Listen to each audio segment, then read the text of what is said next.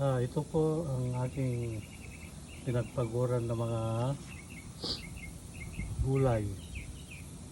Ito si mga nakaraang linggo, araw. Ito si saluyot, ang first harvest natin. Ito si talong,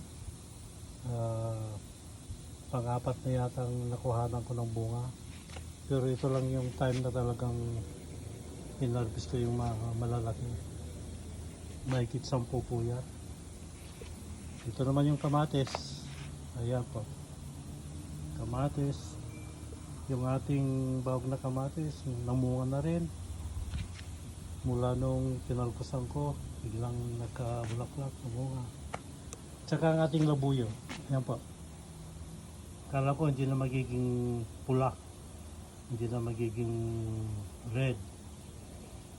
Nung naumpisahan maging red, yung unang harvest ko, naiwan lang green. Ngayon second harvest, ayun na, nakuha ko puro pula.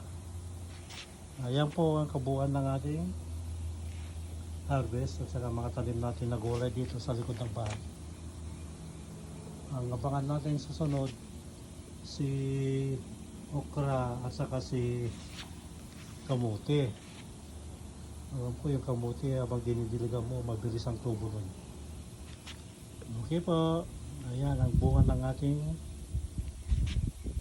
pawis. Pagod. Ano pa? Hindi naman pwedeng bungang araw kasi mainit. Pero natutuwa ako sa talong ko.